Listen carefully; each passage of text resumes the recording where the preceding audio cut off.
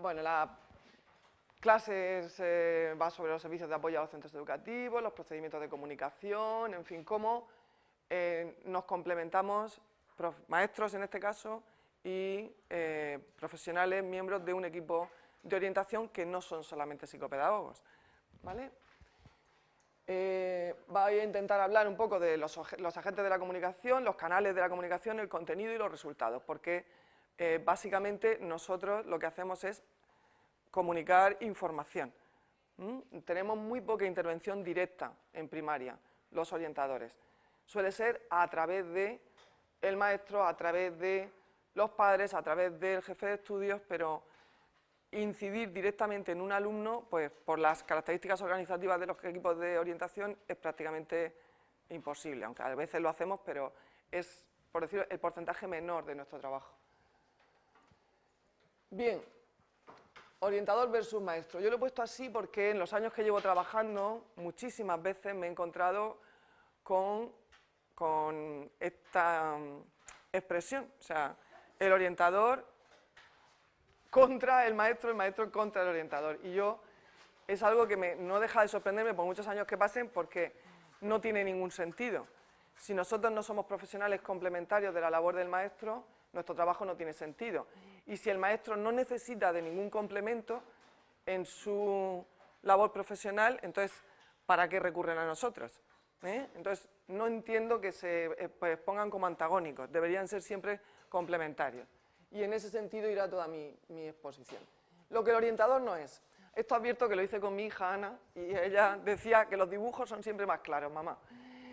Y ella, pues lo primero es que no somos extraterrestres, nosotros no venimos de otro planeta, ni tenemos una formación tan dispar a la que podáis tener vosotros, pero sí más específica en nuestro campo. Igual que vosotros os distinguís entre la especialidad de educación infantil o general, pues nosotros también nos especializamos en un campo de trabajo. Pero nosotros somos profesores de enseñanza secundaria, del cuerpo de secundaria, pero somos docentes, opositamos como docentes y damos clase, pero en secundaria. Nosotros no podemos dar clase en primaria, porque no somos maestros, ni hemos opositado por magisterio. Tampoco somos cocineros que hacen recetas, y esto para mí es fundamental. Si un problema de tipo humano, porque estamos hablando de niños, que son personitas pequeñas, vosotros lo sabéis tan bien como yo, o mejor, se puede solucionar con una simple receta, pues probablemente no hay un problema tan grande. Entonces, hay veces que se recurre al orientador para que te dé el decálogo de 1, 2, 3, 4, 5, ¡pum!, y solucionamos el problema. Y eso es que yo no he conseguido hacer una receta en los casi 20 años que llevo trabajando, y no entiendo que se pueda solucionar un problema de aprendizaje con una simple receta. Pero muchas veces se nos pide eso. Tampoco somos magos. Esto es otro problema con el que nos solemos encontrar. Se recurre a nosotros, nosotros entramos, hacemos la evaluación, hacemos el informe, nos sentamos con el maestro, con los padres, y se espera que ocurra una especie de magia, de abracadabra, por el que pasamos de una situación en la que había un problema, valorado por el maestro en primer lugar como un problema grave, o lo suficientemente grave como para recurrir a un tercero, y que luego, con una sola intervención, el problema desaparezca. Y los problemas no desaparecen así. Suele ser el inicio, la evaluación psicopedagógica es el inicio de una propuesta de trabajo, pero no es una solución al problema. Y claro, si eso es lo que el orientador no es, pues ¿qué es lo que yo intento hacer como orientadora? ¿Qué es lo que intento hacer cuando trabajo?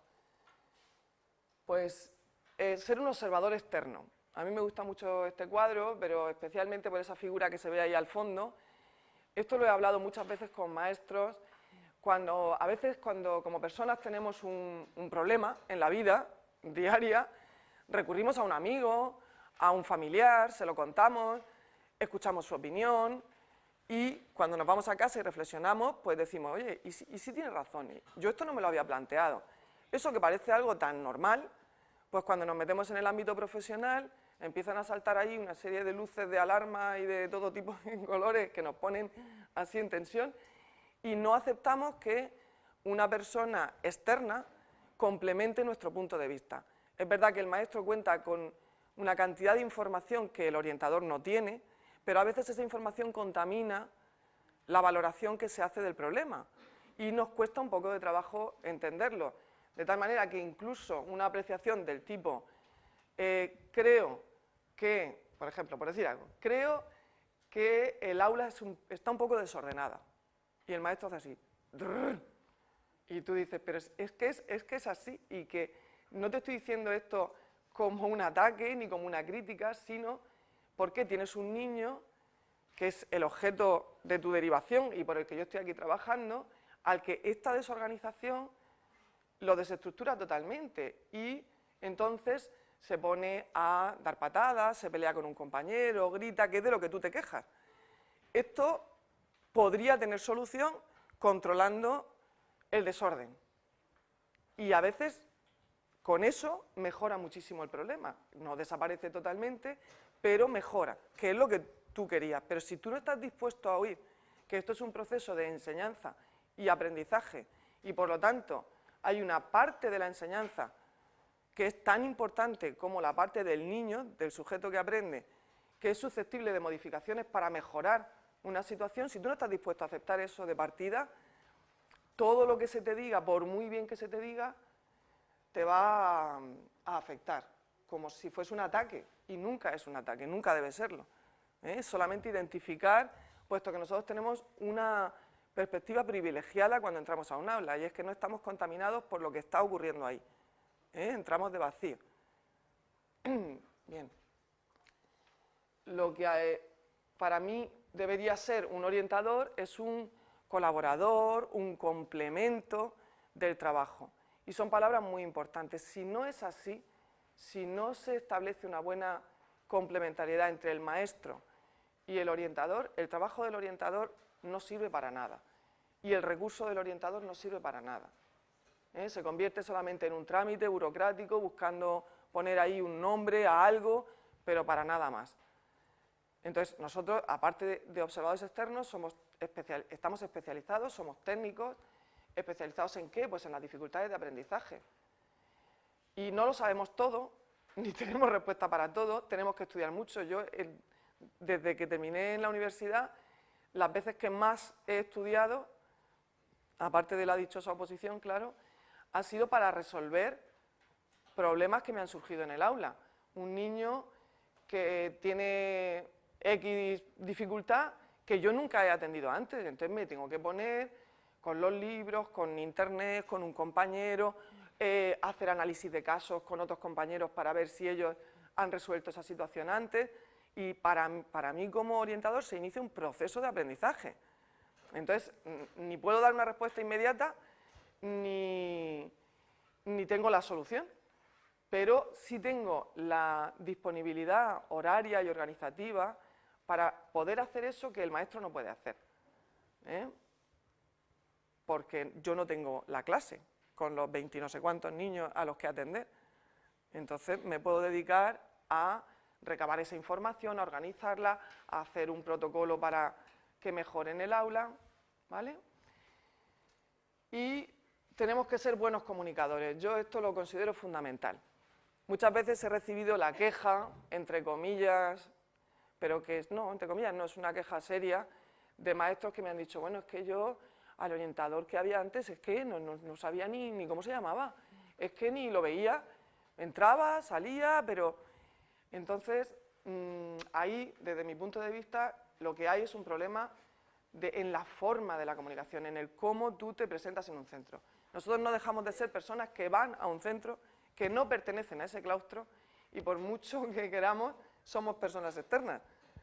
Es que es así, no pertenecemos a ese centro como miembros. Entonces, si no tenemos estrategias para ser accesibles, para que se nos pueda abordar en cualquier momento, para que se nos pueda preguntar sin sentirse intimidado, para que la comunicación sea fluida, pues probablemente atendamos a un porcentaje mucho menor de las cosas que en las que podríamos colaborar en un centro, solamente por un problema de comunicación. Y luego tenemos que ser comunicadores en el sentido, por eso he puesto esta de las teles, que me encanta, porque a veces hacemos conversaciones a 7, a 8, a 14, ya llega un momento que uno no sabe, yo hay veces que me tengo que anotar, esto se lo he dicho a la maestra, pero no se lo he dicho a la no sé qué, no se lo he dicho a... Porque el mismo mensaje hay que transmitirlo a varias personas. Y no se nos puede olvidar que estamos jugando a 3 bandas, a 4 bandas, a 5 bandas, porque tan importante puede ser para un niño con una dificultad motora que yo hable con su tutora o tutor como que hable con su maestro de educación física o maestra. ¿Me entendéis? Entonces, hay que tener siempre presente que el colegio es muy grande y que no es, la atención a un alumno nunca queda restringida única y exclusivamente a su maestro tutor. ¿Vale? Yo no soy muy políticamente correcta cuando uso el femenino y el masculino, así es que me perdonáis, porque ahora sí que lo utilizo, normalmente pues utilizo el masculino como genérico, que es lo que a mí me enseñaron, pero vamos, soy consciente de que... La comunicación. ¿Qué necesita la comunicación esa que es tan importante para mí? Pues el respeto, en primer lugar. El respeto por parte del orientador o del especialista externo que entra a un aula, con todo el respeto que se pueda tener, y viceversa, del maestro hacia el orientador. Yo no sé, algunas veces me lo he planteado, yo no sé cómo se tomaría el gremio de maestros si le llamaran maestraníes, les llamaran cosas así, ¿no? Bueno, los orientadores estamos súper acostumbrados a que nos llamen los pakistaníes, los no sé qué, este para que está aquí, este para que viene, este total. Y ahí, en el fondo de esos comentarios, si uno se parara de verdad a analizarlo, lo que hay es una falta de respeto tremenda a la figura del orientador y que interfiere muchísimo en el trabajo. Hay veces que nos tenemos que pasar 3 o 4 meses, vamos a ver cómo explico yo esto. Yo hay veces que llego a un centro y con un determinado maestro o maestra sé que me va a mirar desde la distancia, pero desde la distancia como a la chica aquella que hay ahí al fondo, 3 meses. Y cuando ya me haya calibrado, entonces a lo mejor tiene una conversación conmigo. Y es así, porque hay un montón de prejuicios sobre la figura del orientador, que yo me imagino que tendrán una base y que tenemos que asumir nosotros en primera persona los errores que cometemos para que haya esa motivación de rechazo. Pero también creo que debe haber una parte que es totalmente gratuita. Y que, pues si desde la universidad salís ya con otra perspectiva, pues facilitaría muchísimo las cosas. Pues claro, la comunicación que necesita dialogar, pero es que dialogar es hablar, y no es hablar 2 minutos, ni es hablar deprisa y corriendo. Hay veces que eso me cuesta a veces trabajo con los jefes de estudio, que son los que organizan los horarios, los apoyos, los que tienen a todo el colegio controlado, ¿no? Y yo digo, no, yo es que con este maestro me tengo que sentar, pero 5 minutos, no, me tengo que sentar, que no sé cuándo voy a terminar, no lo sé, porque nos tenemos que sentar y una vez que empecemos a hablar y a trabajar, igual la conversación dura 10 minutos que dura 1 hora y media, y a ese maestro pues considero que es necesario sustituirlo hasta que vuelva, porque no es tan fácil ponerse a hablar de un problema de un niño con la intención de acordar una actuación con el objetivo de que ese niño mejore en su aprendizaje y que todo eso se haga en 10 minutos. Yo no sé, ¿vosotros sois capaces de hacer eso? ¿Sois? No, ¿verdad? Yo, desde luego, por mucha experiencia que acumule, por mucha teoría que acumule, no sé. Necesito un poco más de tiempo. Y a veces solamente para superar la barrera del desconocimiento como personas, que no nos conocemos, que no sabemos ni siquiera qué orientación educativa tenemos, que en esto del magisterio, eso de que cada maestrillo tiene su librillo es totalmente cierto. Entonces, no es lo mismo sentarte con Pepe que sentarte con María. Tienen formas diferentes hasta de entender la educación algunas veces, o los objetivos, si no la educación en sí misma, si los fines de la educación o de los métodos que aplican. ¿Vale? Y pues para solucionar un problema complejo, como puede ser cualquier dificultad de aprendizaje, siempre es un problema complejo si es una dificultad de aprendizaje, hace falta mucha gente. Y hace falta que todo el mundo se ponga a ello. Por eso no he puesto una serie de personas sentadas delante de un papel, sino gente moviéndose físicamente, trabajando físicamente, porque eso es fundamental. No se puede pretender que el problema se solucione solamente con palabras o con poner en un papel qué es lo que vamos a hacer. Luego hay que hacerlo. Y cuando se pone en marcha, surgen dudas nuevas, surgen problemas nuevos, cosas que no nos habíamos planteado y que va a haber que solucionar sobre la marcha, trabajando. Y ese trabajo es conjunto. Yo, por ejemplo, una de las mejoras, yo considero que es una mejora en mi forma de trabajar como orientadora, consiste en que me paseo. Yo la operación bikini la hago en los centros. No me hace falta ir a una sauna, ni a un gimnasio, ni a nada. Porque me paseo por todas las clases. Si yo he visto un niño en el mes de septiembre, por el motivo que sea, pues forma parte de mi rutina el, cada vez que atravieso ese pasillo, entrar al aula. Y aprovechar ese momento en el que paso por el pasillo para entrar y preguntar. Porque como lo haga de otra manera, al final no voy.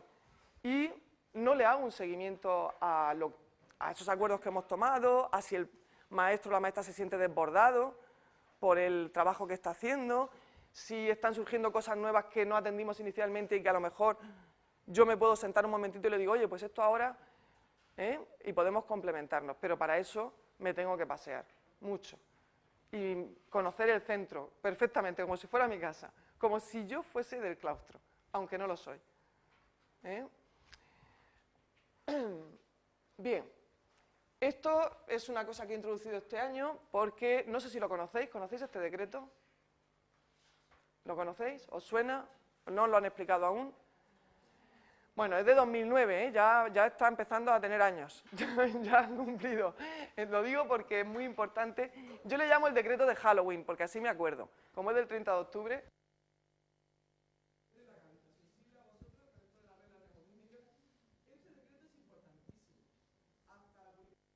En la Comunidad Autónoma de la Región de Murcia no habíamos tenido una norma específica de nuestra comunidad que regulara la atención a la diversidad del alumnado. Por lo tanto, vuestra...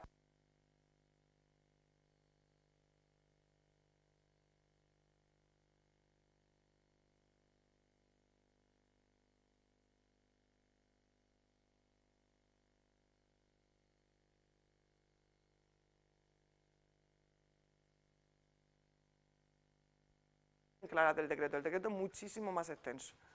Y además, los decretos se desarrollan después. El decreto sería como la norma general, donde se marcan las directrices, por dónde va a ir, ¿no? Se dice un poco por dónde va a ir esto. Y después se va desarrollando en órdenes sucesivas de rango inferior. Cuando estudiéis las oposiciones os vais a enterar de esto, mogollón. Porque os vais a tener que estudiar muchos decretos, ¿vale?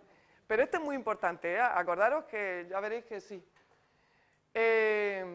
Este decreto regula las medidas que deben poner en marcha los centros educativos para atender a la diversidad del alumnado. Fijaros que ya de partida no atendemos a la discapacidad, atendemos a la diversidad del alumnado. ¿Por qué? Pues porque los problemas de aprendizaje, las dificultades de aprendizaje son mucho más amplias que el concepto de discapacidad. Entonces, las primeras medidas dentro de las medidas de apoyo específico estamos nosotros. Nosotros somos un recurso del centro. No voy a decir que un recurso igual que las cartulinas y las tijeras, espero que seamos un recurso un poco más, de un nivel un poco superior, pero somos un recurso para el profesorado, ¿vale? ¿Y para qué estamos? Pues para poner en marcha propuestas que atiendan a alumnado que presente necesidad específica de apoyo. ¿A alguien le suena lo que es un ACNE? Un ACNE, alumno con necesidades educativas especiales. ¿Y a alguien le suena lo que es un ACNEAE? Ese ya no, ¿verdad? Pues ese viene de aquí, del decreto de atención a la diversidad. Un ACNEAE, de nuevo, es un concepto más amplio que el de ACNE. El de ACNE queda incluido dentro del concepto de ACNEAE. Es un subtipo dentro de los ACNEAE, que son alumnos con necesidad específica de apoyo educativo. ACNEAE. ¿Vale? Bien. ¿Cuáles son los alumnos con necesidades específicas de apoyo educativo? Pues hay 4 categorías fundamentales. La primera, las necesidades educativas especiales. Para que haya una necesidad educativa especial, tiene que haber una dificultad de aprendizaje asociada a una discapacidad física, psíquica o sensorial, un trastorno generalizado del desarrollo o un trastorno grave de la personalidad y o de la conducta. Eso al final os lo aprendéis de memoria. Es cuestión de práctica. Al final sale solo, parece que no va a salir, pero sale. Pero hay que tenerlo muy claro, porque muchas veces los maestros que no son especialistas en educación especial confunden, como los confunden terminológicamente, también los confunden en su aproximación. ¿Qué recursos tenemos que poner en marcha para este niño, para esta dificultad? Y tiran siempre de la educación especial como si la educación especial lo pudiera abarcar todo, y no. Un maestro especialista en pedagogía terapéutica o en audición y lenguaje son especialistas en educación especial para alumnos con necesidades educativas especiales, que luego colaboran con otras dificultades, sí, pero no es esa ni su finalidad, ni su función, ni están en los centros para eso, ¿vale? Después tenemos las dificultades específicas de aprendizaje. Aquí están las discalculias, las dislexias, los trastornos de déficit de atención con o sin hiperactividad y la capacidad cognitiva límite. Ese es el grueso real de las dificultades que hay en las aulas. Realmente, tanto porcentualmente, si pensamos en número de alumnado afectado por este tipo de dificultades, como si pensamos en el desafío que supone atenderlos algunas veces dentro del contexto normalizado del aula, pues aquí es donde yo pondría todos los tipos de signos que se os ocurran para destacarlos, porque gran parte de vuestro esfuerzo académico profesional se va a ir en eso. Y es bueno que vayáis ya enterando de qué es un trastorno de déficit de atención con hiperactividad o sin hiperactividad, si tenéis cursos a los que podáis acceder para formaros específicamente, qué se entiende por capacidad límite, qué se entiende por una dislexia, es fundamental, pero bueno, de eso hablaremos más adelante. Las altas capacidades intelectuales, que ahora como de esto está atiborradísima la prensa, y yo cuando me pongo delante de algún maestro, así de un grupo de maestros, o en pequeño grupo o individualmente, lo que planteo siempre es lo mismo. Hemos desarrollado una habilidad altísima, una competencia altísima para identificar las dificultades asociadas a estar por debajo de la norma. Pero no tenemos desarrollada, no iba a decir ninguna, pero no tan alta competencia, ni tan alta interés o motivación en identificar a estos alumnos que están por encima de la media. De tal manera que yo os puedo decir que este año atiendo regularmente 3 centros educativos, uno de 3 líneas, es un centro muy grande, y 2 centros concertados, donde se supone, esto es un suponer, que la población es más seleccionada, con mejores condiciones de partida sociofamiliares, se supone que eso potencia el aprendizaje de los alumnos, y no tengo ni un solo alumno con altas capacidades. Eso estadísticamente ya es imposible, pero como las estadísticas también sirven para mentir, pues yo a las estadísticas no les hago mucho caso, pero vamos a utilizar solamente la lógica. Es que no puede ser, es imposible que no haya al menos un niño o una niña cuya capacidad y rendimiento esté por encima de la media, cuando estamos hablando de, yo no sé, me la cuenta cuánto me sale, 1.500, 2.000 alumnos, que es una muestra increíble, ¿no os lo parece? ¿No os choca un poco? Entonces es muy importante que estemos atentos también a formarnos en quiénes son estos niños, cómo son, cuáles son los indicadores a los que debemos prestar atención, etc. Aunque hay que ser muy cauteloso en infantil cuando transmitimos cierta información a los padres, porque se pueden generar una serie de expectativas que luego no se confirmen. Un niño puede ser un niño muy hábil, de alto rendimiento, con muy buena capacidad y no ser superdotado. Y lo que se produce ahí, si no hemos cuidado la información que hemos transmitido a la familia, es que esa criatura pasa de ser considerado un superdotado y bueno, el niño fantástico y estupendo, a que es que ya como no es superdotado, ¿sabes? Y de repente, y la autoestima de ese chiquillo se va al suelo, porque es que ya ni siquiera tiene valor que sea muy inteligente, que sea muy capaz, que sea muy trabajador, porque como no es superdotado, es como que le hemos quitado la estrella. Y eso es tremendo, eso cuando se ve en un niño de verdad que es, pues sobrecoge, porque da mucha pena. Entonces hay que tener mucho cuidado, porque además, cuando hagáis algún curso específico veréis que para establecer un diagnóstico, una evaluación diagnóstica de sobredotación, debemos esperarnos a los 9 años. Entonces, por muy avanzado que veamos a un niño en la etapa de educación infantil, nunca se va a poder establecer nada más que no sea una precocidad, por el propio desarrollo de la inteligencia, que no nos vamos a entretener en eso porque se nos iría la clase, pero sí quiero que eso os suene.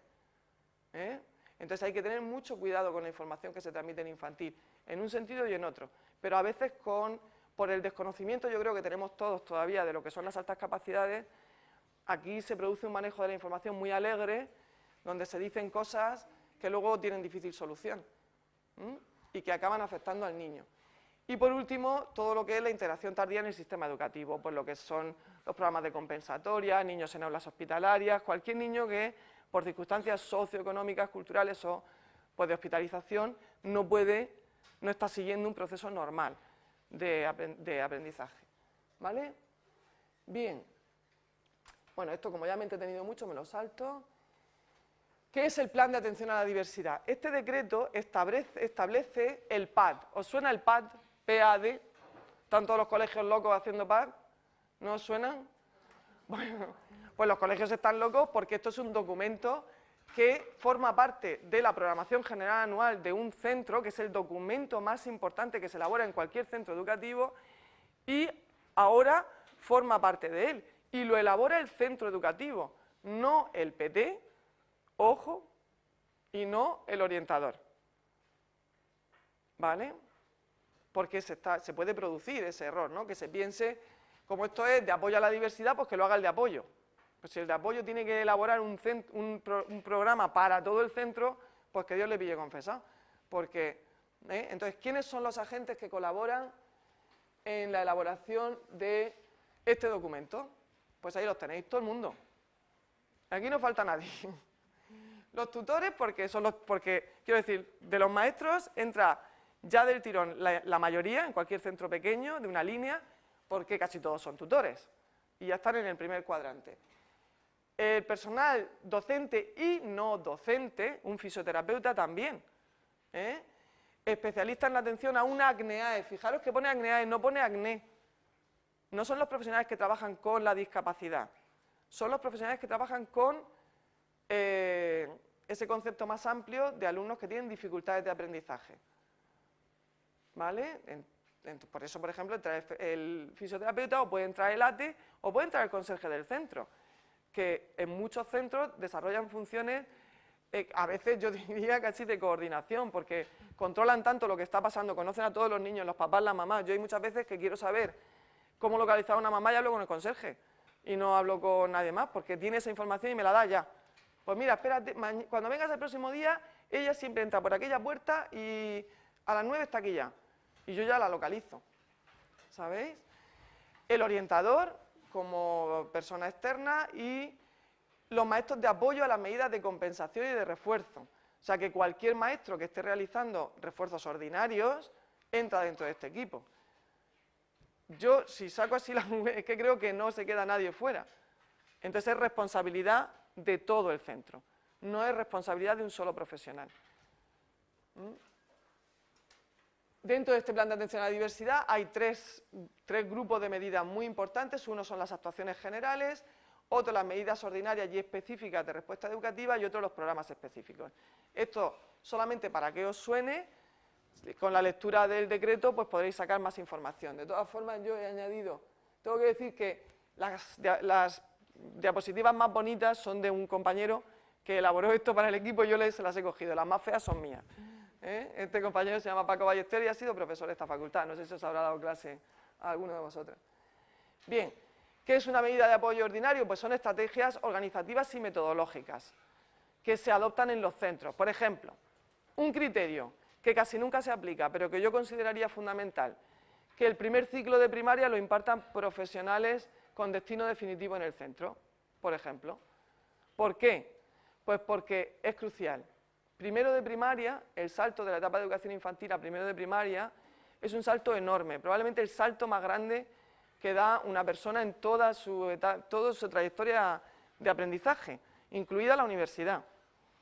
Y además se producen los aprendizajes instrumentales fundamentales, se producen en el primer ciclo de primaria. Yo me encontré, por ejemplo, un año con un maestro, de verdad que él estaba destrozado, y yo de oírlo también, de la especialidad de educación física, al que funcionario en prácticas, que le habían dado un primero de primaria. Cuando yo lo conocí ya estaba en segundo con ese grupo, y había un niño con un problema específico de lectoescritura muy grave, que él no había sabido identificar, ni remotamente. Ese niño se le atendió porque la madre insistió, y él lloraba porque es que se sentía tan responsable de que a ese niño no se le hubiese atendido en 2 cursos, lo consideraba como, pero por otro lado me decía, pero Rosa, es que entre que soy funcionario en prácticas, que no tengo práctica, que no soy de esta especialidad, que es la primera vez que enseño a leer y a escribir a niños, son tantas cosas las que se sumaban, que casi hubiera sido un milagro que ese profesional hubiese estado en condiciones de identificar una dificultad que es fundamental identificarla en el primer ciclo de primaria, fundamental para la trayectoria de ese niño. ¿Me entendéis? Pues entonces, en los criterios para adjudicar un grupo a los maestros que uno tiene en plantilla, pues sería una medida organizativa, ¿o no? Lo digo por concretar, porque si no las palabras estas organizativas, metodológicas, no sé qué, suenan así a... Metodológica, pues en un centro llegaron al acuerdo de que en segundo ciclo no se iba a quitar la libreta pautada con doble línea. Esto parece una tontería, parece que esto no hace falta acordarlo, pues es fundamental, porque el niño todavía no tiene una caligrafía lo suficientemente segura, ordenada, como para que lo pases a una sola línea. Entonces, había muchos compañeros que decían, es que, jolines, llegan al tercer ciclo y tienen una letra horrorosa, pero claro, nos pusimos a revisar el segundo ciclo, y en el segundo ciclo llevaban 2 años escribiendo sobre una línea, algunas, según qué tareas, sin línea, y la letra que había empezado a formarse en el primer ciclo se deformó en el segundo. Entonces, eso es un acuerdo metodológico, esto lo vamos a hacer así, y se hace en todo el ciclo. No lo hago yo o lo haces tú, esto lo acordamos y lo ponemos en marcha porque vemos que mejora el aprendizaje de nuestros alumnos. Y no es, ¿verdad que no está escrito en inglés, ni es una cosa rara, ni tiene que venir un especialista de Finlandia a decírnoslo? Porque no hacen falta tantos especialistas, lo que hace falta es que evaluemos nuestra propia práctica y que nos la comuniquemos. Estas medidas nunca pueden suponer ningún tipo de discriminación que impida alcanzar los objetivos. Un niño que reciba este tipo de medidas es un niño ordinario. Además, muchas veces estas medidas se ponen en marcha para dificultades que son temporales, que se corrigen. Bien, bueno. Las medidas de apoyo ordinario, mira, las medidas de apoyo ordinario son en las que tiene que poner toda la carne el centro educativo cuando desarrolla el PAD. Y a mí me da un poquito de pena, a mí y a muchísima gente, cuando vemos que estamos haciendo el PAD otra vez, pues muchas veces como lo hemos hecho en la universidad, con el corta y pega, pega y corta, corto de aquí, pongo aquí, y no hay mucho análisis detrás de lo que se está haciendo. Un agrupamiento flexible, por ejemplo, que es una medida que viene recogida en el decreto, pues puede ser fundamental cuando trabajamos la lectura, porque la lectura en primaria, en los primeros ciclos, hasta que los niños ya se igualan, porque todos han superado las fases iniciales del proceso lectoescritor, si tú trabajas juntos al niño que ya lee estupendamente y que ya estás trabajándole ritmo, entonación, ya no estás con la automatización de la lectura, que lo juntas con aquel que está empezando, que todavía tiene una lectura silábica, que es vacilante, y los pones juntos, se van a producir 2 males. Uno, que el que está en la fase inicial no recibe la atención suficiente, es que no la puede recibir. Pero el que ya está a un nivel mucho más avanzado se aburre como un calamar, pero que se aburre, y entonces no lee, y tampoco practica. Entonces, un agrupamiento flexible puede ser muy útil. Tú no vas a tener a los niños las 5 horas de lengua separados en grupos homogéneos, pero ¿por qué no los puedes tener de esas 5 horas, 2 horas a la semana trabajando la lectura en grupos homogéneos? ¿Por qué no? En cualquier caso, si es una medida adecuada o no, la tendremos que valorar en el centro. Y por eso decía yo que este decreto es muy importante, porque os da a los docentes y a los demás especialistas la oportunidad de analizar y de poner en marcha todas aquellas ideas que tenéis ahora en la cabeza, que estáis con toda vuestra teoría y con toda vuestra ganas de cambiar las cosas, pues todo eso hay que volcarlo después en el trabajo. Probarlo, ponerlo en marcha, evaluarlo, corregirlo, volverlo a poner en marcha, evaluarlo, corregirlo. Y bueno, las optativas se refieren sobre todo a secundaria, ¿vale? Bien, la aplicación de estas medidas dice que se tomará conjuntamente entre el tutor, el jefe de estudios, con el asesoramiento del equipo de orientación educativa y psicopedagógica. Bueno, yo supongo que algún día esto conseguiremos hacerlo, ser tan dinámicos que consigamos acordarlo así. Normalmente es una decisión en la que yo no suelo intervenir, ni siquiera me consultan. Ellos tienen claro quiénes son los críos que necesitan un poquito de refuerzo ordinario en lengua o en más de eso y se ponen en marcha sin ningún tipo de consulta.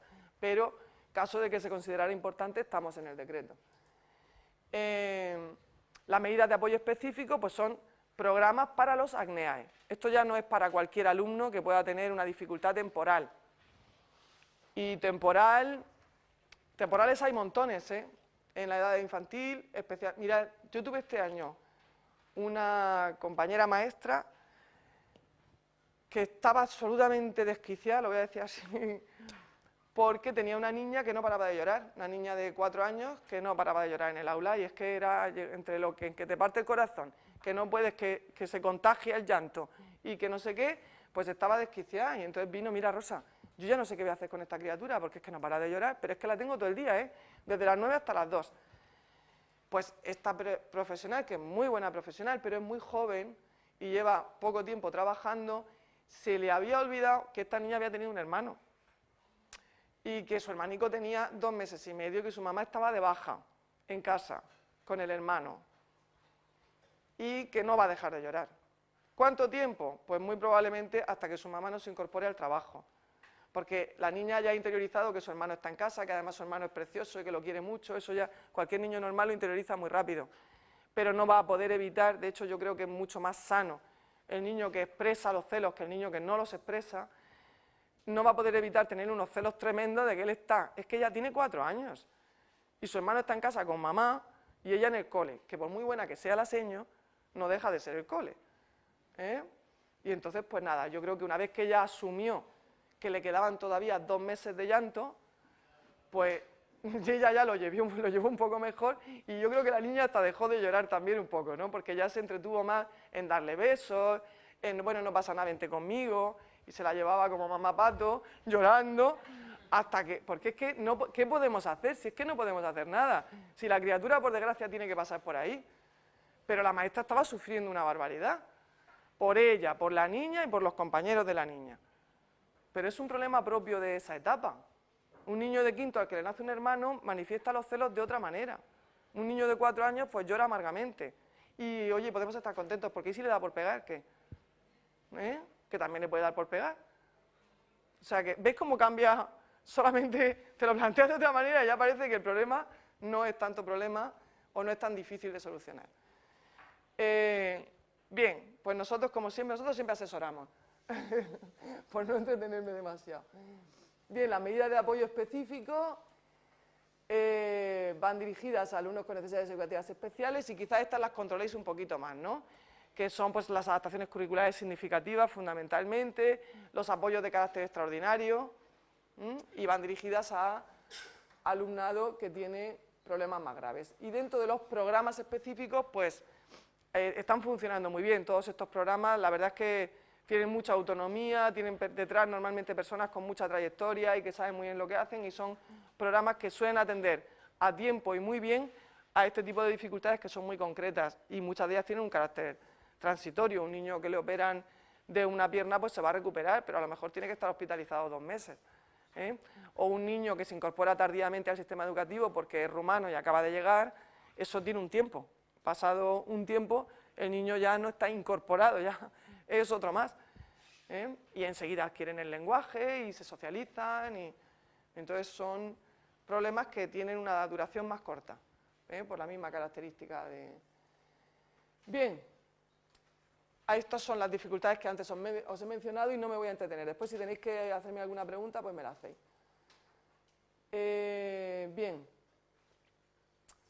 en lo que he dicho, que son medidas que no implican, o sea, por las que el niño va a alcanzar los objetivos de la etapa, y eso es muy importante. Mirad, un disléxico, un niño que tiene una dificultad específica en el aprendizaje lectoescritor, no va a tener nunca los niveles de lectoescritura propios de segundo, de finalización de ciclo, segundo, cuarto, pero es que la lectoescritura es un objetivo de la etapa y no se nos puede olvidar.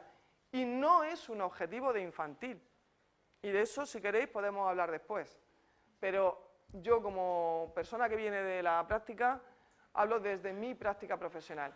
Se está produciendo en las clases, sobre todo de infantil 5 años, pero es algo que se arrastra a lo largo de toda la etapa de infantil, una verdadera tragedia con algunos niños que no acceden a la lectura y salen ya de infantil diciendo cosas como: odio el colegio, odio leer, yo soy tonto, yo para el colegio no valgo, madres que solicitan entrevistas individuales con nosotros porque están desesperadas porque su hijo no lee.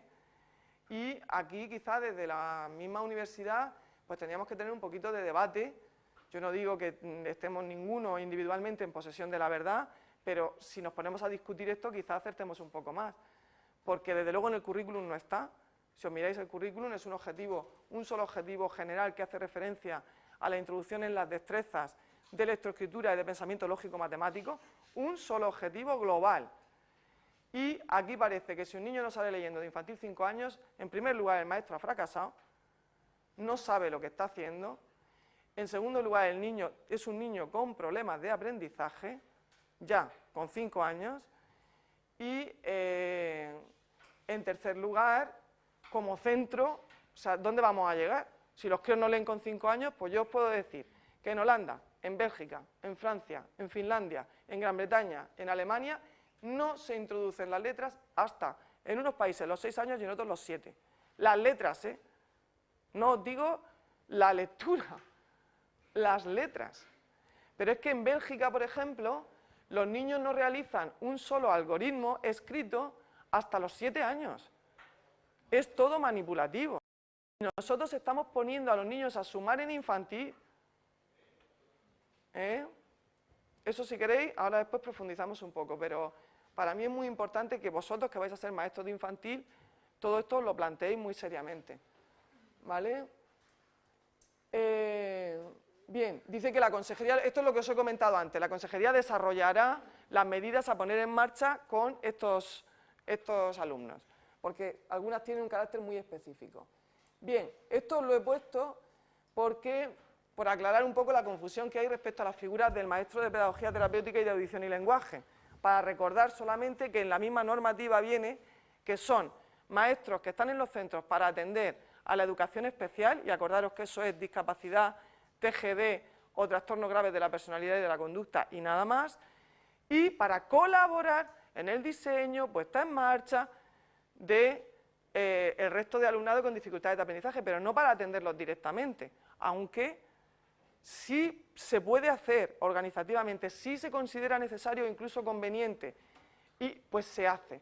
Pero en nuestro esquema mental no puede estar que este niño es que es de la APT, porque eso, si no nos lo quitamos de la cabeza, luego influye en cómo nosotros nos enfrentamos al problema de aprendizaje de un niño. Es que este no es mío, este es de la APT. Pero ¿cómo que no es tuyo y es de la APT? ¿Esto qué es una pelota? ¿Nos pasamos una pelota de...? No. Bien, los equipos se organizan por sectores. Estos son los profesionales que suele haber. En un equipo de orientación, mis compañeros son los demás orientadores, un PTSC, que son los antiguos trabajadores sociales, que ahora se llaman así, los logopedas, a veces en algunos equipos hay logopedas específicos de los equipos, no solamente los que hay en los centros, y los fisioterapeutas que están con nosotros y atienden a los niños en los centros educativos, ¿vale? Y estos son los equipos específicos que hay. Solamente señalo que el último que aparece se crea este año, va a empezar a funcionar a partir de septiembre. Hasta este curso no existía. El equipo específico de dificultades de aprendizaje. ¿Vale? No sé si se me ha olvidado antes, ¿faltaba el de altas habilidades? Faltaba. Pues bueno, pues ya lo corregiré, se me ha escapado. Faltaba el equipo específico de altas habilidades. Bien, un plan de actuación es anual. Estos no me voy a entretener, pero estos son nuestros objetivos de trabajo, estos son los planes en los que trabajamos habitualmente. Bueno, habitualmente no, por normativa. Y el primero es la prevención y detención de dificultades en educación infantil. Y no es el primero casualmente, ni es que es fundamental. Entonces, nuestro trabajo debe ser muy coordinado con el trabajo de los maestros de infantil. Luego tenemos que ver para qué, cuál es el objetivo de esa coordinación. Pero los especialistas técnicos que venimos externos a los centros debemos coordinarnos muchísimo con el profesorado de infantil. Y a veces eso no ocurre así. Se deja para casos aislados. Los demás son nuestros programas generales que llevamos a cabo en todos los centros. ¿Dónde se nos van las energías, las horas, el tiempo y todo? En el segundo. La evaluación psicopedagógica. Todo el mundo quiere que evaluemos. Y de tal manera que a veces la evaluación psicopedagógica se puede convertir hasta en un refugio para el orientador.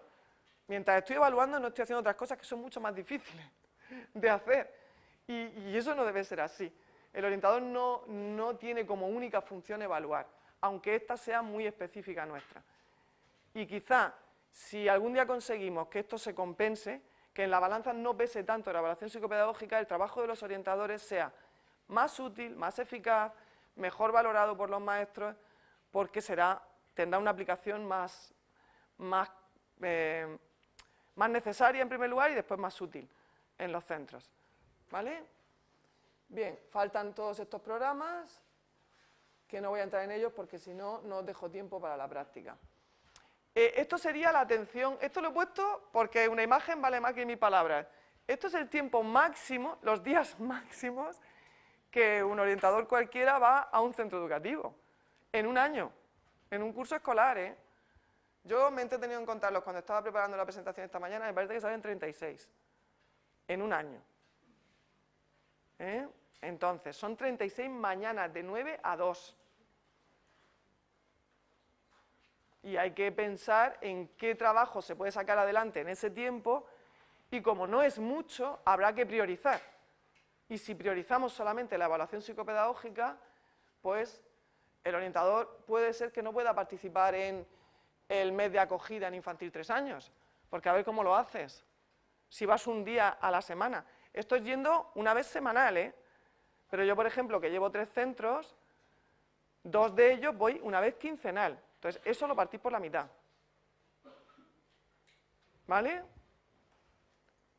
Bien, los canales de comunicación con el equipo, pues los de ley, la dirección y la jefatura de estudios, la coordinación de ciclo, que están representadas en la Comisión de Coordinación Pedagógica, en la CCP. ¿Sabéis lo que es la CCP? Bien.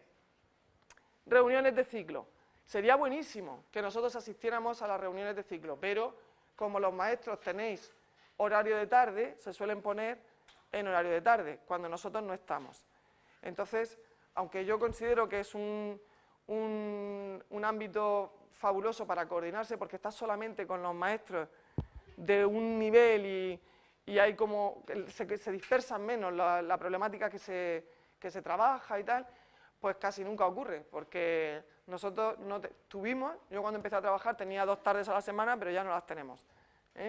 Entonces eso hay que tenerlo en cuenta, que si no estamos no nos podemos reunir. Bien. Luego puede haber una reunión específica para atender a un alumno concreto, con un maestro tutor de ese niño, con los especialistas, ¿vale? Pero ahí ya estamos abordando probablemente lo que es la puesta en marcha del plan de actuación. Se debe hacer, por normativa, una derivación escrita, solicitando la evaluación psicopedagógica, porque si no, muchas veces pasa que cuando nosotros nos tenemos que pensar que cuando vas a empezar una evaluación psicopedagógica, tú tienes una serie de instrumentos. Los instrumentos no son útiles en sí mismos, son útiles si son los mejores para eso que quieres evaluar.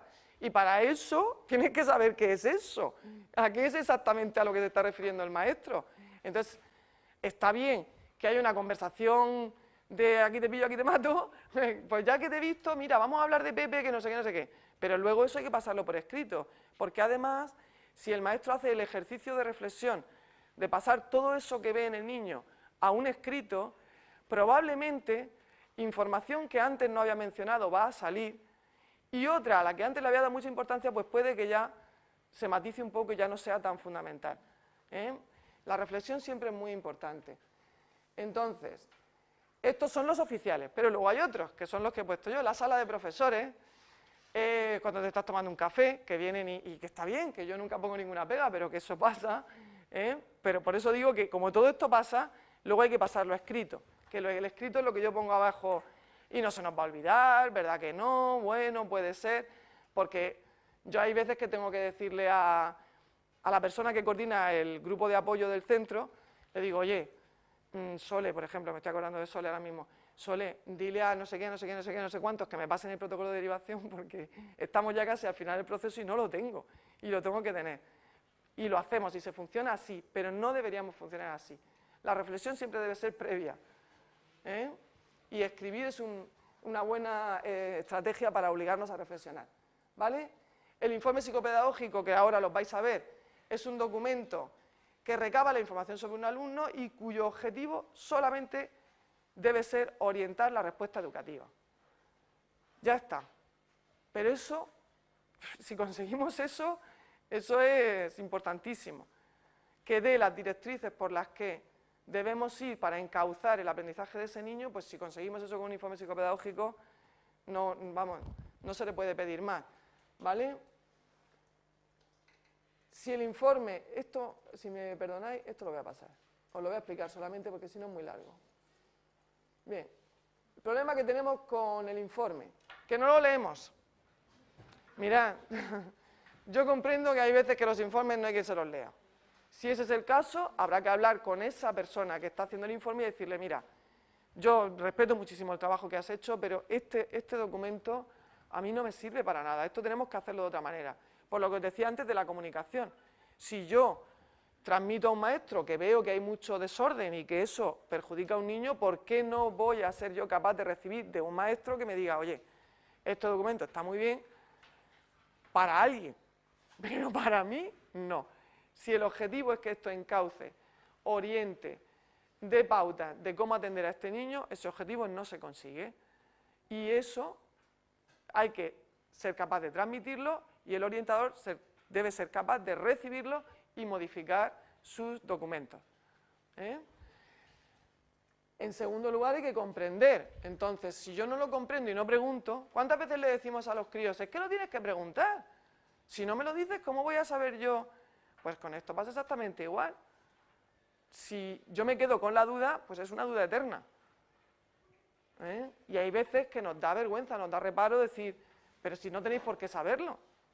Como yo cuando leo un informe específico de, ¿qué te diría yo?, de un neuropediatra, que no entiendo la mitad de lo que pone ahí, y lo primero que tengo que coger es el diccionario, pero de medicina, porque no me entero. Entonces, a mí también me pasa, no es que os pase solamente a vosotros. Hay que compartir la información, porque el maestro no es una isla, y porque el maestro tutor no es el único que trabaja con el niño. Entonces, si yo leo el informe, comprendo el informe, pero luego no me siento con el equipo docente, si no me siento con mis demás compañeros, pues probablemente estemos desaprovechando un montón de oportunidades de trabajo. Y, por último, tenemos que consensuar. Nos sentamos para informar de todo eso que hemos aprendido y para ponernos de acuerdo, porque es importantísimo. Como ejemplo, lo de la pauta de escritura. Si todos lo hacemos igual, lo más probable es que esos niños consigan superar la dificultad de la caligrafía. Como cada uno lo haga de una manera diferente, son los mismos niños, pero varios docentes, pues lo más probable es que no solo no consigamos el objetivo, sino que encima al niño lo hagamos un lío total.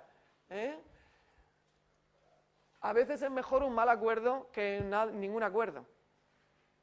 Es verdad, hay veces que uno tiene que estar dispuesto a, bueno, no estoy totalmente de acuerdo con lo que hemos puesto aquí que vamos a hacer, pero vamos a hacerlos todo igual y después lo evaluamos y quizá cuando lo evaluemos, me quedo yo con mi cosa aquí dentro, quizá cuando evaluemos tiren más hacia mi lado, o quizá no, quizá la que estaba equivocada era yo, y hay que partir siempre de eso, de que por muy convencidos que estemos de algo, pues puede ser que nos estemos equivocando totalmente.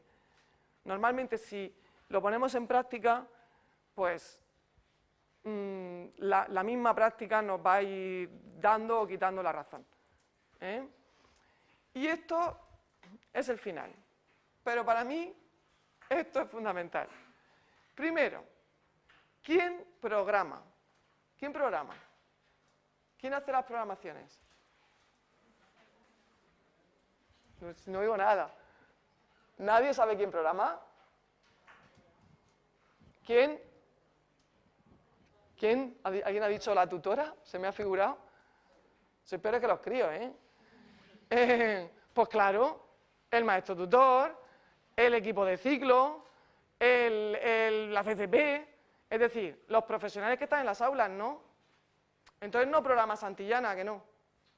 Ni EDB, ni Edelvives, ni etcétera, etcétera. Bueno, pues yo solamente lo voy a hacer mención como algo sobre lo que considero fundamental que reflexionemos todos, porque no está tan claro en la práctica educativa eso. Hay veces que se oyen argumentos como ¿por qué estás trabajando la multiplicación con este niño en segundo? Ah, es que en el libro viene. Pues en el libro vendrá, pero si este niño todavía no comprende, no termina de comprender la suma, pues difícilmente, por mucho que lo diga Santillana, lo vamos a poder introducir en la multiplicación. O en infantil. ¿Por qué un niño que todavía no sabe, no tiene destreza y a veces no tiene ni tono muscular, coge un lápiz no para hacer cualquier cosa, sino para hacer la grafía de la A? Toma ya. La grafía de la A. Vosotros, yo qué sé, yo no sé. ¿Nos paramos de verdad a pensar en la dificultad que eso tiene para un niño de 3 años?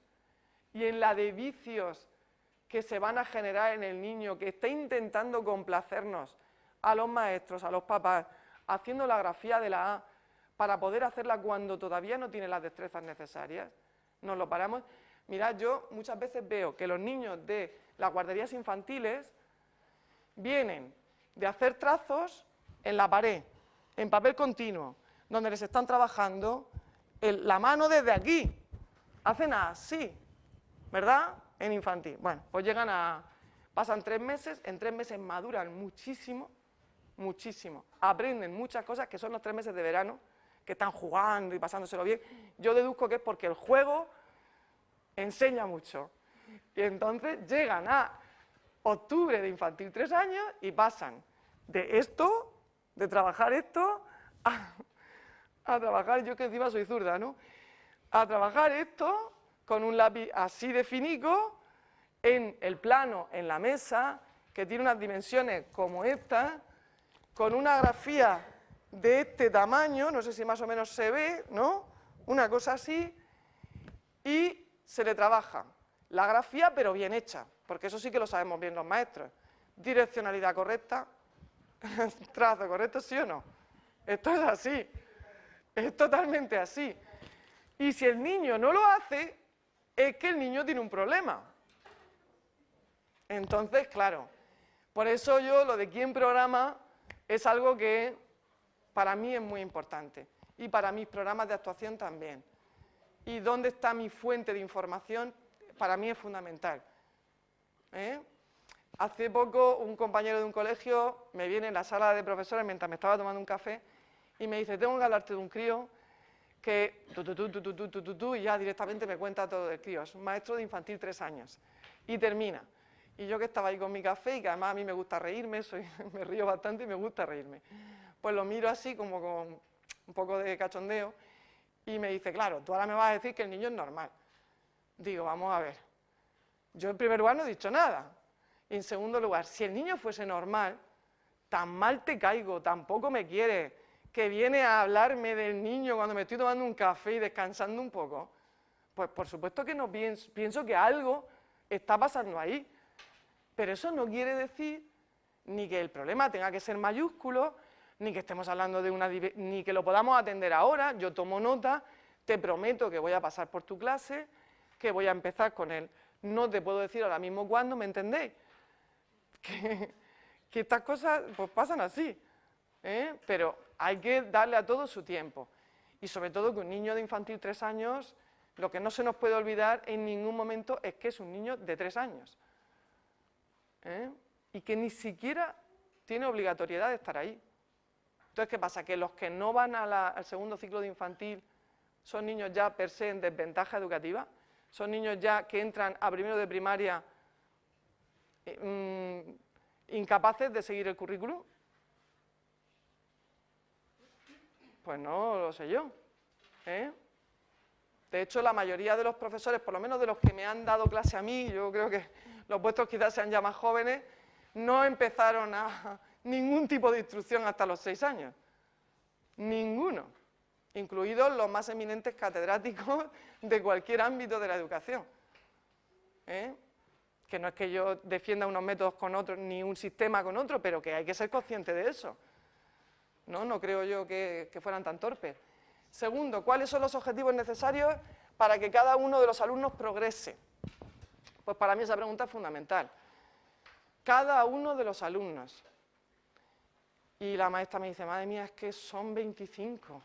Y yo digo, pues sí, son 25, son muchísimos, es verdad que son muchísimos. Cuando tú tienes a una clase de 25 niños en 3 años llorando 2 meses, pues, ¿cuál es el objetivo para que todos progresen ahí? ¿Cuál es?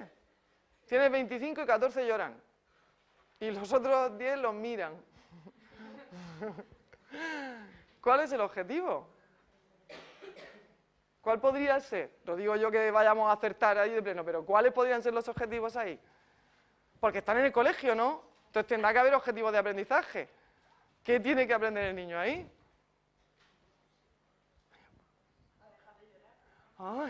Ay, gracias. ¿Alguien que me dice algo? Pues a que no pasa nada, a que ha ido al cole, que el cole es un sitio bonito, que es un sitio donde se le quiere, que pues todo eso que viene recogido en los libros que hemos estudiado en la universidad y que después no sé por qué se nos olvida y es fundamental. El niño tiene que sentirse seguro en ese nuevo contexto socializador que es la escuela. Y a lo mejor durante 3 meses todo otro objetivo educativo tiene que estar supeditado a ese. Se hace un dibujo para que se sienta mejor, para que se sienta especial, para que se sienta... Y está haciendo un dibujo, pero el objetivo no es el dibujo, ni valorar si ha pasado la fase del renacuajo, si está en el renacuajo, si ya hace la cabeza, ¿sabes por dónde voy? Que no es que yo lo digo así con humor para que nos riamos un poco y nos relajemos, pero es muy importante. Es que a lo mejor le estamos dando prioridad a objetivos que no pueden ser prioritarios. Primero el niño se tiene que sentir bien, el tiempo que lleve. La mayoría, pues lo supera en muy poquito tiempo. Pero eso no quiere decir que los que no son la mayoría tengan un problema. Eso quiere decir que los que no son la mayoría necesitan más tiempo, más cariño, más atención individual, pero del afecto, que no necesitan a un PT. Por eso pongo yo aquí que se aprende a través del juego. ¿Os habéis fijado? ¿Habéis hecho prácticas en los colegios? ¿Y os habéis fijado que los niños se entran a las 9 y salen a las 2? ¿Cuánto tiempo juegan? Pero poco, muy poco. Mientras que el juego es su herramienta de aprendizaje. Eso yo creo que lo han dicho tantos estudiosos de la enseñanza y del aprendizaje a lo largo de la historia que suena casi a... Lo digo humildemente, reproduzco humildemente lo que he estudiado y lo que he leído en todos los grandes pedagogos o teóricos de la educación y de la enseñanza. El juego es fundamental y los niños desde infantil 3 años pasan muchísimas horas, no me voy a meter ya en valorar si son demasiadas, en que son muchísimas horas sentados en una mesa, con un lápiz y una hoja delante. ¿Cuándo y cómo se juega en educación infantil? Porque es verdad que juegan, pero juegan en el patio.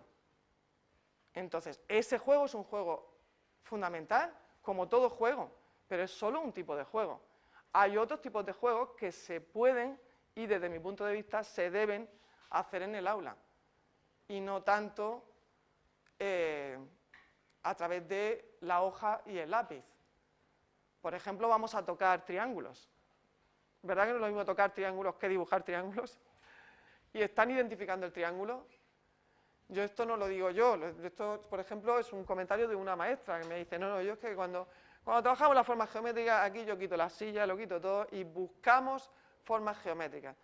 Porque el niño, muy probablemente, 2 años después, sin ningún tipo de medida especial, va a dibujar un cuadrado perfectamente, pero primero tiene que tener una representación mental clara de lo que es un cuadrado y tiene que saber verlo y tocarlo. Y hace poco tuve que evaluar a una niña, hace poco quiero decir este curso, de segundo de primaria. Lo que voy a decir, quizás no lo debería decir porque me estoy grabando, pero lo voy a decir.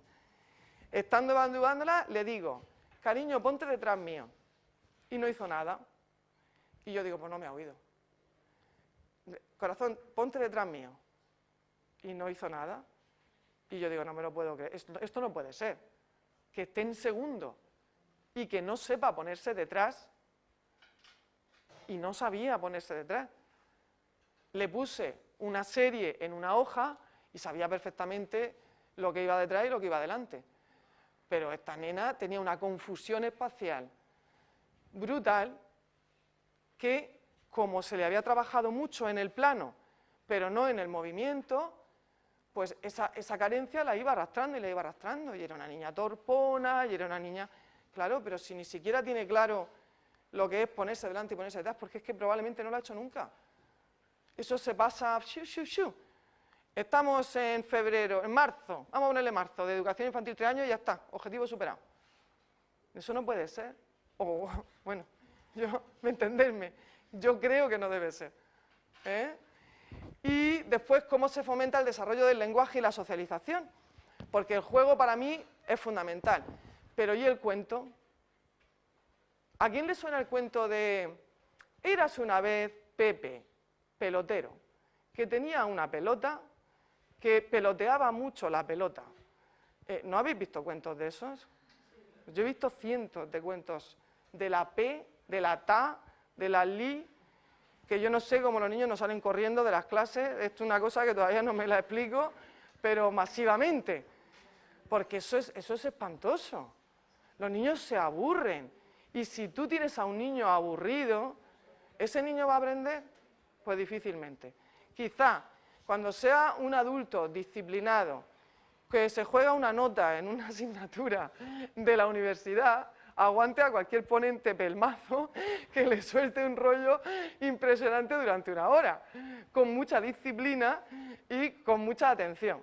Pero un niño de 4 años, un niño de 3 años o de 5, difícilmente, ¿verdad? Pues a eso me refiero yo con la socialización y el lenguaje a través del cuento. El cuento, la diferencia que hay entre un cuento tradicional, rico en vocabulario, en estructura, en personajes, y un cuento al uso de estos con objetivos pedagógicos concretos, es que al terminar de leer ese cuento o de contarlo, en el segundo caso el maestro empieza: ¿y cómo se llamaba la hermana de Pepe? ¿Y era mayor o era menor? Y tiene que introducir un montón de preguntas, porque el niño no pregunta nada, porque es que no le interesa. Y cuando le cuentan los 3 cerditos, no puedes avanzar en el cuento, porque están continuamente preguntándote cosas. O sea, y hay que decir, no, pero espera un momento, vamos a ir al segundo cerdito, y ahora te contesto, y los tienes que parar, porque son tan ricos que estimulan su imaginación desde la primera palabra, desde el érase una vez. Y yo soy una grandísima defensora del cuento en las aulas de infantil, que por desgracia creo que está en vías de extinción. Se dedica muy poco tiempo al cuento, y el cuento siempre es un cuento muy dirigido a trabajar un subobjetivo muy específico dentro de una programación, pero no el cuento en sí mismo, el cuento en su estructura, en su riqueza de vocabulario, en su parte lúdica, en su parte imaginativa. Y con esto creo que hemos llegado al supuesto práctico. Ya está.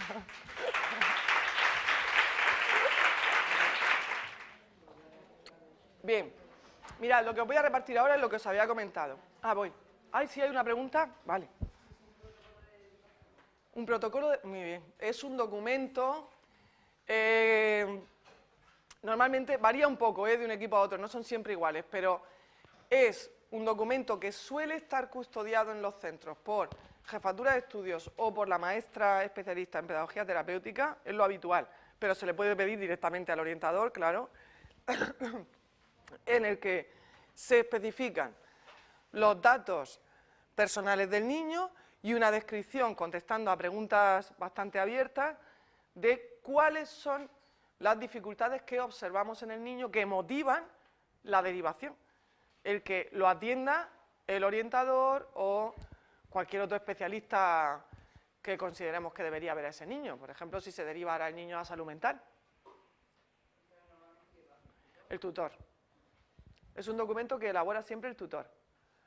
Hay veces que el tutor lo hace coordinándose con otro compañero, pues porque supongamos que es un niño con torpeza motriz y el que está observando todo eso es el que hace en infantil la psicomotricidad o la educación física en primaria.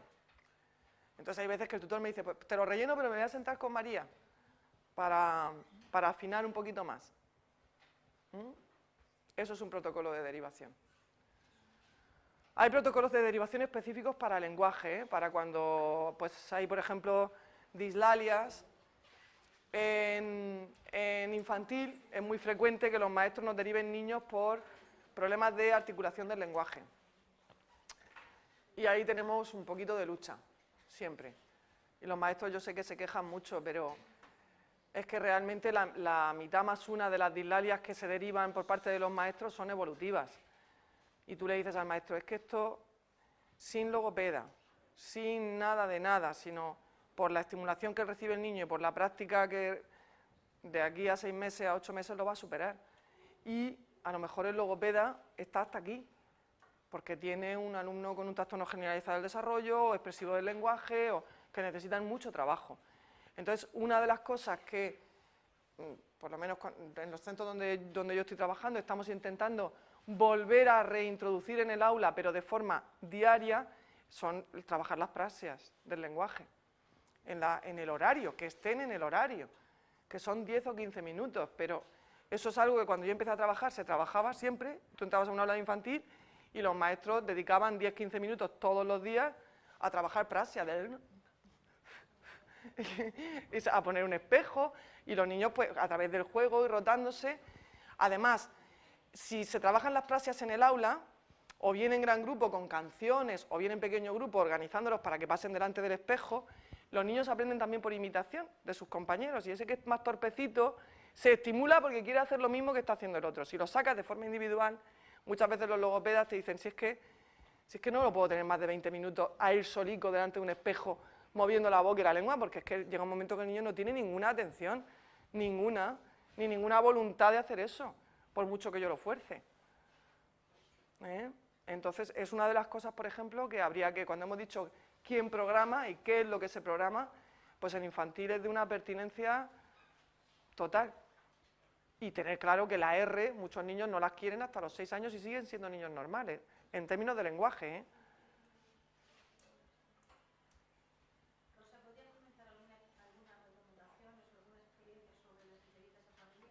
Sí, pues para mí en infantil es fundamental, no sé por qué no la he mencionado, la verdad, pero yo dedico mucho tiempo a sentarme con padres, porque en eso que os hablaba antes del complemento al maestro, considero que yo dispongo de las horas y el maestro a lo mejor no, tiene que hacer entrevistas más cortas, más centradas en qué es lo que busca, yo puedo hacer una entrevista mucho más amplia.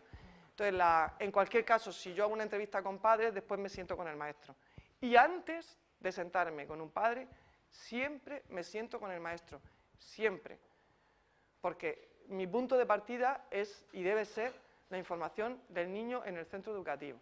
Y después tendré la que me den los padres, pero yo tengo que saber exactamente qué es lo que está pasando en el aula antes de sentarme delante de los padres, porque los profesionales pues somos cada uno de nuestra manera, pero los padres ya eso es la apaga y vámonos. O sea, que aquí, cada padre y cada madre somos y son nuestros hijos. Y eso tampoco se nos puede olvidar. Nuestros alumnos son nuestros alumnos, pero antes y por encima de eso son los hijos de su padre y de su madre, que es una obviedad, pero que se nos olvida. Por ejemplo, un padre que no quiere que su hijo salga a apoyo de logopedia, y no quiere que reciba el refuerzo de forma individual fuera del aula. ¿Qué hacemos? Y la maestra me está diciendo, si es que tiene ya casi 5 años y no entiendo nada, pero nada de lo que dice, es que no lo entiendo. Ese niño sí que es de refuerzo logopédico, porque tiene un habla ininteligible con casi 5 años. Si tuviese un habla ininteligible con 3 años, no sería un niño de logopedia, pero con 5 sí. Y le vendría muy bien recibir refuerzo logopédico, pero si el padre no quiere, ¿qué hago yo? Pues que me lo ponen por escrito. La maestra y el maestro se relajan, yo también, pero hay veces que esto hay que aceptarlo así, que es que no quieren. Además tenéis que tener en cuenta que los agrupamientos cuando salen fuera del aula son agrupamientos ya sesgados totalmente, son niños que tienen algún tipo de dificultad y que a veces pues sale del aula de Mari Carmen de 3 años, Marta que tiene, de 5 años, Marta que tiene un problema de lenguaje y Mónica que es una niña síndrome de Down. Y vosotros me diréis, ¿y qué? Y yo diré, ¿y qué? Si tenemos razón, pero hay que entender que eso hay que explicárselo a los padres, que no se puede dar por sobreentendido, que hay que trabajarse a esa mamá y a ese papá para hacerles comprender que de hecho conviven en el aula niños de distintas características y que son compañeras de clase, que lo único que hacen es para esta actividad concreta y con este profesional concreto salir juntas. Pero eso no quiere decir, por supuesto, que nadie esté pensando que Marta y Mónica son, en sus características personales, niñas iguales. Pues eso a veces no se lo explicamos a los padres. Y surgen muchos problemas de eso, de que no nos hemos parado a explicarle a los padres. La entrevista inicial que vosotros hacéis en 3 años, a mí me sirve muchísimo, porque son tan extensas, recabáis tantísima información de lo que ha ocurrido antes de que el niño entre a infantil, pues ahí ya uno tiene que ir calibrando el tipo de padres que tiene delante y comprender que la queja del padre como mínimo tiene que ser escuchada, pero escuchada, que no es oída, escuchada, porque los padres cuando nos traen a sus hijos nos traen, si son padres normales, que es lo deseable, nos traen, como hubiera dicho mi abuela Joaquina si estuviera aquí, a Dios en una bandeja de plata. Es que no hay más, no nos pueden traer nada ni más importante en su vida, ni más grande en su vida, ni nada, no hay más. Y eso nos lo están pasando a nosotras, y muchas veces se nos olvida. Que sí. Siempre en primera instancia el tutor, siempre el tutor es el eje central de cualquier actuación educativa, de cualquiera. Pero hay veces que el tutor ha tenido una entrevista con los padres sobre un tema concreto y no ha conseguido, y nos sentamos y me dice, pues mira, estoy preocupada porque el otro día me senté con los padres de Carmen, su padre se enfadó, la madre se fue llorando, y lo digo porque suelen ser los perfiles típicos, ¿no? El padre se enfada, la madre llora, y yo no me quedo tranquila, porque a la cría hay que verla. Por ejemplo, en el caso de una derivación por sospecha de que la niña tiene dificultades de razonamiento, que son duras. Pensad que cuando hay que decirle a un padre que su hijo tiene un problema de esa envergadura, la casa se hunde. Ahora que estoy con lo del Lorca, es que se hunde. Porque tu hijo nace con un trastorno desde el nacimiento y cuando el niño llega a infantil 3 años, ya los padres tienen 3 años de recorrido, pues de asumir, de trabajar, de comprender quién es su hijo, cómo es su hijo y la aceptación. Pero cuando tú en infantil 5 años le dices a un padre, su hijo tiene dificultades de comprensión y de razonamiento, pues eso hay que digerirlo, ¿eh? Entonces, en esos casos, por ejemplo, yo suelo hacer muchas entrevistas complementarias. Se han entrevistado con la tutora, pero luego se sientan conmigo. La siguiente vez probamos a ver cómo va con la reunión después de las notas de estas que se dan, los informes que se dan trimestrales, y si, pues me vuelvo a sentar yo y nos vamos alternando. Por eso decía antes que la coordinación con infantil debe ser muy estrecha y tenemos que reservar tiempo y espacios para eso, que muchas veces se queda ahí relegada solamente a los niños que te derivan para evaluar. A veces se hacen charlas también. Yo he hecho charlas con mis compañeras de logopedas de los equipos para trabajar el lenguaje y para quitarle ansiedad a los padres. Es que mi hijo dice jábula y gatón. Pues no pasa nada, no pasa nada, tu hijo es normal. Dice jábula porque hace un apoyo vocálico y tal, pero eso básicamente no te preocupes. Nosotros en el cole se lo trabajamos. ¿Pero qué puedo hacer yo? Pues yo normalmente en este tema, salvo que sean padres que tenemos clarísimo, que saben controlar y gestionar su ansiedad, les decimos que no hagan nada. Porque el padre y la madre en su ansiedad, porque su hijo deje de decir jábula o gatón, los someten a una tortura sin querer, porque lo hacen con todo el cariño del mundo, pero al niño lo machacan y entonces ya generan una serie de vicios y de inseguridades que luego cuesta mucho trabajo deshacer. Entonces, pues los especialistas somos nosotros, los maestros somos nosotros, los orientadores somos nosotros, no tenemos que trasladar ciertas funciones que son nuestras a los padres. Como los deberes, ¿vosotros sabéis que los niños de infantil llevan deberes? ¿Lo sabéis? A mí eso me parece una cosa increíble. Como mínimo es increíble. ¿Para qué? ¿Alguien se ha preguntado para qué llevan los niños de infantil deberes? ¿Cuáles son los argumentos que avalarían eso? ¿Qué argumentos lo avalan? ¿En qué se...? Los padres. Bien, es que esto que... Mira, me lo has puesto porque no había salido aún, no había salido. En el ¿Quién programa? Yo he mencionado a Santillana, EDB, no sé qué, no sé cuántos, pero es que los padres programan. Pero eso, vamos a ver. Es que yo no se me ocurre ningún oficio o profesión, me da igual, en la que eso se diera por... Pero tú me quieres decir a mí a qué carpintero le va a decir el señor cómo tiene que montar un mueble. No, vamos, no quiero ya, vamos, no voy a hablar de un notario o de un neuropediatra. Pero es que un carpintero, tú te estás montando un armario en tu casa y te pones a decirle cómo tiene que poner los tablones y pues te manda poco más allá de allá. O sea, ¿o no? Es que es tremendo. No se puede utilizar ese argumento. Los padres, ¿pero cómo que los padres? Al padre y a la madre que sean muy resistentes a comprender los motivos de algo, habrá que sentarlo una vez, 100, 200, 400 veces. Pero yo no puedo utilizar como argumento que trabajo no sé qué con un grupo de niños o con un niño en concreto, porque si no su padre y su madre, o un grupo de padres y de madres, van a poner el grito en el cielo. Hay que atender esa queja y habrá que dar las explicaciones que haya que dar. O organizar la respuesta nuestra para que eso quede claro antes de que surja el problema. Pero ceder a esa exigencia solamente porque es que si no hacen deberes no van a llegar a ministros, pues si a ministros no llegamos casi ninguno. Y somos listos, ¿eh? Tonta no me considero. Yo creo que muchas veces se mandan deberes, pero no es para que los padres trabajen con los hijos. Si tú ves que en una familia los padres no están muy atentos a lo que hace su hijo en la escuela, intenta que se involucren un poco más, también mandándole tareas, pero no deberes de hazme estas sumas o no sé, el deber puede ser, por ejemplo, construir un basurero de reciclaje en tu casa para que también es una manera de educar a los padres. Ojalá los deberes fueran así. Sigo sin verle el sentido, pero entiendo por dónde va. Pero ojalá, yo es la primera vez que me encuentro con esta propuesta de deberes de una maestra de infantil. La primera vez. Lo normal es que se trabaje psicomotricidad, las dichosas letras, lectura de letras. Sabéis que los padres están leyendo en casa.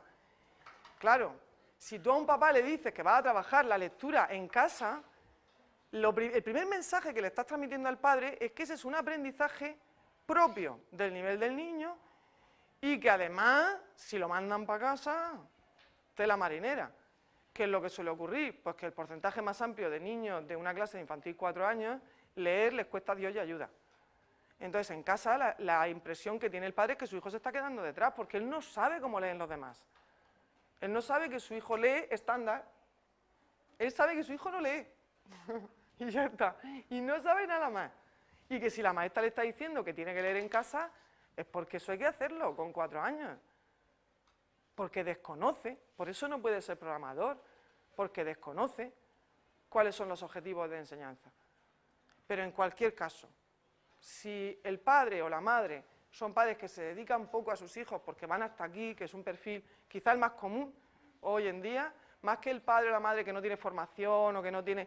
Son los padres profesionales que llegan a casa a las 7 de la tarde y que van hasta aquí, que no han parado en todo el día y que a las 7 de la tarde, de 7 a 9 y media, que le he dicho a la maestra que el niño está durmiendo, tengo 3 horas y media. En esas 3 horas y media tengo que hacer deberes, tengo que hablar con mi hijo, que no lo he visto en todo el día, tengo que jugar con mi hijo, porque eso ya sé yo de sentido común, que es que con mi hijo tengo que jugar, tengo que darle la cena, lo tengo que bañar, y tiene que estar durmiendo, no acostado, durmiendo, a las 9 y media. Pues lo que generamos es un estrés alucinante en los padres, porque el niño que ha interiorizado, que se sienta en el aula, está centrado en la tarea, tiene la imitación de sus compañeros, el modelo delante de cómo lo tiene que hacer, tú le has dado toda la explicación, es decir, el niño expuesto a todos esos recursos metodológicos te hace la ficha en clase en 10 minutos, en casa, vaya usted a saber el tiempo que puede tardar en hacer esa ficha. Porque además en casa es que son las 7 de la tarde y está reventado. Y lo que se suele generar, cuando yo me siento con los padres, lo que a mí los padres me transmiten es que lloran, gritan, pegan a sus hijos, nos balizan lógicamente, pero un cachete, que es que eso lo he hecho yo. Eso lo quitáis del vídeo. Eso lo he hecho yo con mis hijos, porque es que llega un momento que te acumulas tantísima ansiedad que estás recogiendo la cocina, mirando al crío, el crío que se distrae, no sé qué, no sé cuánto, ¡pum! Y se te escapa. Y no lo quieres hacer. De verdad que no lo quieres hacer, pero lo haces. Lo haces. Porque es tu hijo, te está generando mucha frustración, mucha preocupación, tú no quieres jamás que se destaque por abajo. ¿Qué padre quiere que su hijo se destaque por abajo? Pues ninguno, todos queremos que se destaquen por arriba, ¿no? O que no se destaquen, pero por debajo no. Y entonces los presionamos muchísimo. Y nos presionamos muchísimo. Y trasladamos funciones a los padres que en la mejor de las mejores de las suertes tengan la competencia mínima para poderlo hacer. Pero es que muchas veces ni tenemos la competencia, por muy profesionales que seamos, maestros, orientadores, da igual. Es que no es lo mismo. Yo tengo una paciencia infinita con los hijos de los demás, pero con los míos se reduce y se reduce y se reduce y se reduce. No sé vosotros, algún día estaréis en las aulas y tendréis hijos, algunos de vosotros me imagino, pues si nos vemos ya me lo contáis. Pero yo, con los hijos de mis alumnos del colegio, vamos, como mínimo me pongo un notable. Pero con mis hijos, y es la misma persona. Pues cuando no existe ni siquiera esa formación, y le estamos diciendo que se tienen que poner a leer con 4 años, cuando el crío con 4 años, por Dios. Yo estuve en práctica en segundo de carrera con una profesora que a mí me encantó. Ella no es que mandara deberes de lectura ni mucho menos. Pero los deberes que mandaba, que no le gustaban ni siquiera llamarlos deberes, pero le mandaban tareas con los padres, era, por ejemplo, si habían hablado en clase de la prehistoria, pues que los niños se informaran y que hablaran con sus padres de la prehistoria, pero ni siquiera con una obligación de traer algo a clase, o traer un papel escrito, o traer nada. Solo, y luego al día siguiente pues preguntaba, ¿y no la conoces? Pues yo, a mí eso me parece bien. Yo creo que si se proponen, se hacen propuestas para que los padres pasen tiempo con sus hijos haciendo una actividad un poco estructurada desde el colegio, como complemento a lo que se está haciendo en el colegio, y teniendo en cuenta que el padre comprende que eso no es un refuerzo escolar, que no es una tarea de colegio, que es una excusa para, vamos a sentarnos a ver dinosaurios, pues está muy bien. Pero eso tiene que quedar muy claro, porque si no, el padre pues, a lo mejor intenta que el niño diga Australopithecus y todo eso con 3 años cuando todavía no sabe decir ratón, ¿Vale? Es muy probable que nos encontremos con eso.